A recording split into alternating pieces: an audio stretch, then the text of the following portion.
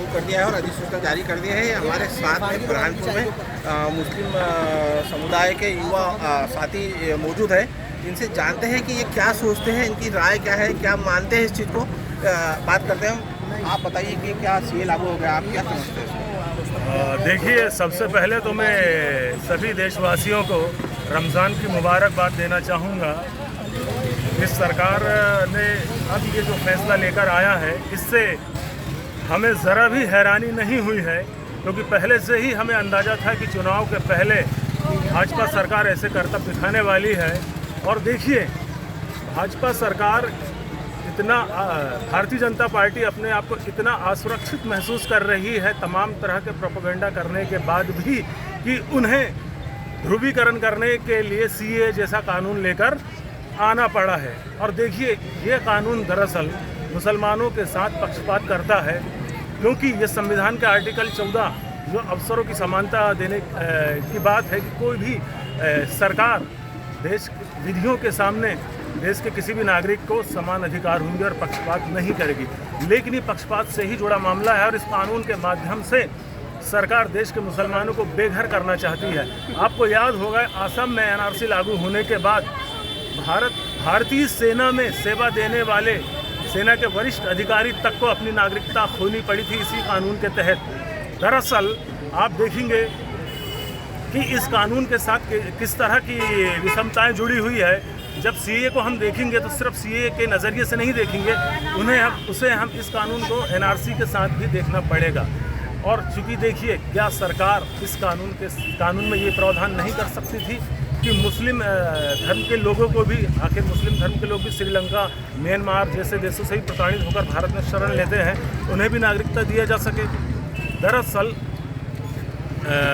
कुछ ही धर्म के लोगों को, मुसलमानों को छोड़कर इसमें नागरिकता देने का प्रावधान है और इसी का विरोध है। इसमें मुसलमानों को शामिल किया जाना चाहिए। जी, हमारे साथ और भी मुस्लिम युवा हैं, उनसे बात करते हैं। आप क्या मानते हैं इस चीज़ को?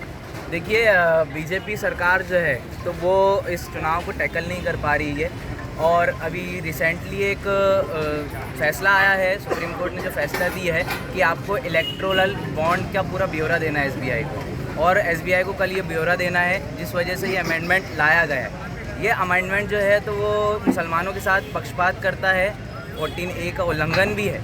आप देखेंगे कि जो मुहाजिरीन तबका है पाकिस्तान में, और कुछ बांग्लादेश में है मुसलमान और कुछ श्रीलंका में मुसलमान है, तो क्या ये प्रताड़ित नहीं है? इन्हें भी तो वहाँ पर प्रताड़ित किया जाता है। तो ये इस कानून के तहत जिन जैन और माइनॉरिटीज़ को जो लेने की बात कही जा रही है, तो ये कहते हैं कि वो वहाँ पर उनको प्रताड़ित किया जा रहा है, तो इसलिए बोले हम हिंदुस्तान में ले रहे हैं। लेकिन क्या वहाँ पर मुसलमानों को प्रताड़ित नहीं किया जा रहा है? क्या हम उन्हें नहीं लेना चाहेंगे? इनका ऐसा मानना है कि वहाँ बांग्लादेश में भी मुस्लिमों को प्रताड़ित किया जाता है, उनको लेना चाहिए या नहीं चाहिए। ये हमारे साथ एक और साथी है। क्या आप जो सीए लागू हुआ इसके बारे में क्या सोचते हैं आप? कि भारतीय जनता पार्टी हार की डगार पर है। ये शिक्षा, स्वास्थ्य, रोजगार की बात नहीं करते हुए हमारा ध्यान भटका रही है। सीए कानून जो लागू की, उससे क्या हमें प्रूफ देना पड़ेगा? क्या 50 साल पुराने दस्तावेज दिखाना पड़ेंगे? क्या आधार के ऊपर वो हमको माना नहीं जाएगा? तो क्या हमें वो दस्तावेज नहीं दिखाएंगे तो क्या हमें इस देश से बाहर किया जाएगा? बल्कि भारतीय जनता पार्टी ये तानाशाही रवैया अपनाकर जो चुनावी माहौल है उस पर चुनाव लड़े, वो डर उनका ये बता रहा है कि वो नए नए नियम लाकर हमें डरा रही है। भाजपा सरकार के बारे में इनका कहना है कि डर बता रही है। हमारे साथ एक बुजुर्ग साथी है। आप क्या मानते हैं? ये कानून जो है तो मुसलमानों के खिलाफ कानून है बस, और इस चीज़ को अपन नहीं मानते। क्या आप खुश है या नाखुश है उससे? नाखुश है। आप क्या समझते हैं इससे? नाखुश से क्या करें? क्या खुशी है? मतलब ये क्या, मतलब पक्षपात जो कर रही है बीजेपी सरकार, जब से 2014 से सत्ता में आई है तब से कहीं ना कहीं मुसलमानों को टारगेट किया जा रहा है। अब बीजेपी क्योंकि अपनी हार की तरफ बढ़ रही है, उसे अपनी हार दिखाई दे रही है 2024 में, और तो वो नए नए कानून ईजाद कर रही है। और देश के युवा जो परेशान है, रोज़गार के मुद्दे हैं, इन्फ्लेमेशन का मुद्दा है, इनसे ध्यान भटकाना चाहती है। और इनसे ध्यान भटकाने के लिए वो नए नए कानून जो है तो लागू कर रही है। अब ये सीए लागू कर दी है, इससे क्या होगा कि कुछ मुसलमान जो ज़्यादा ओवर एक्टिंग करते हैं, कुछ ज़्यादा ही मतलब हावी हो जाएंगे इसके ऊपर, वो अपने तौर पर सड़कों पर निकलेंगे, ज्ञापन देंगे, फिर एक माहौल क्रिएट होगा। वो जो ये 2024 का चुनाव है वो हिंदू और मुसलमान हो जाएगा, फिर बीजेपी सत्ता में आ जाएगी। तो ये बीजेपी का हमेशा से यही काम रहा है।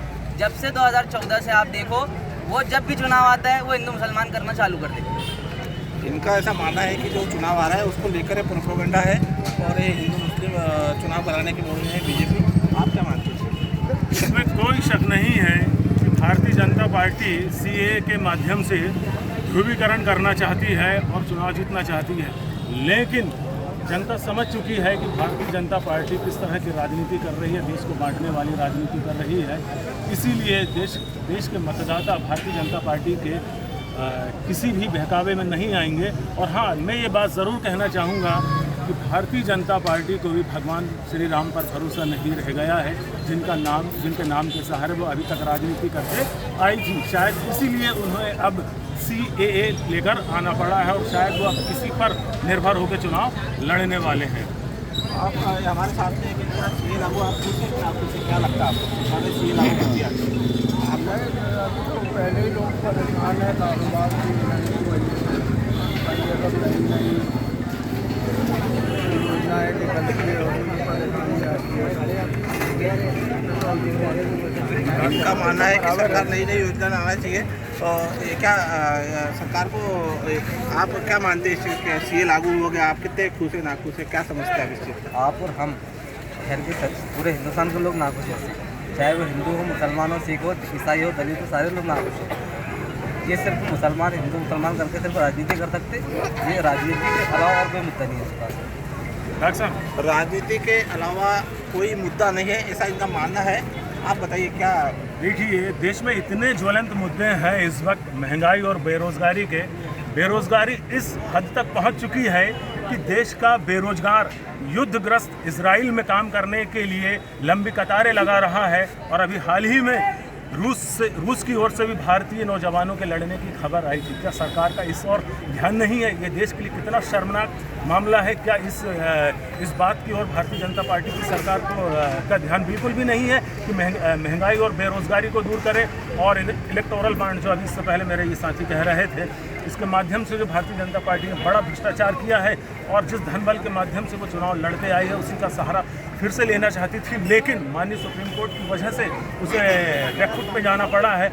और अब भाजपा ने ये CAA का कार्ड खेला है। निश्चित तौर पर ये देश के मुसलमानों को प्रताड़ित करने का डराने वाला कदम है। ये जो CAA लागू हुआ है, इनका मानना है कि मुस्लिमों को प्रताड़ित करने का कार्ड है। आप क्या मानते हैं? तो आपको बताया कि हम इसको बिल्कुल सिरे से खारिज करते और हम हिंदुस्तान के रहवासी, हमें इतना गर्व है इस चीज़ पर। ये हमारा कोई भी कुछ नहीं कर सकता।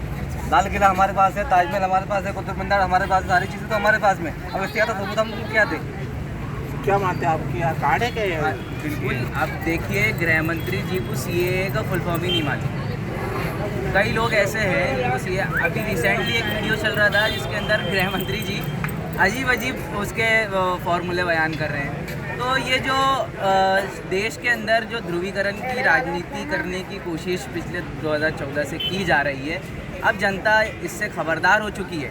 और आने वाले 2024 लोकसभा इलेक्शन के अंदर जनता अपनी ताकत का और अपनी जो बेजारी है उसका मुजाहरा करेगी। आप देखिए, किसान सड़कों पर हैं, उनकी तरफ कोई ध्यान नहीं है। अभी रिसेंटली मोदी जी ने कहा कि मैं जब ट्रेन में चढ़ता था तो मुझे कोई सीट नहीं देता था, तो मैं वहाँ पर लोगों के हाथ देखना चालू कर देता था। यानी अब मोदी जी ज्योतिष भी बन गए। वो पता नहीं क्या क्या करेंगे। वो पहले स्काई डाइविंग करते हैं, फिर पानी के अंदर जाते हैं, फिर उसके बाद हिमालय में जाके बैठ जाते हैं और उनका कैमरामैन भी हर जगह साथ रहता है। जब ये सब तोड़ के करने के बाद में भी बीजेपी को लग रहा है कि वो हार की तरफ बढ़ रही है, तो इसने CAA का कार्ड खेला है। और हम बिल्कुल ये आपको आश्वस्त करते हैं और देश की जनता को आश्वस्त करते हैं कि इसके ऊपर कोई हम ऐसा रिएक्शन तो नहीं करेंगे।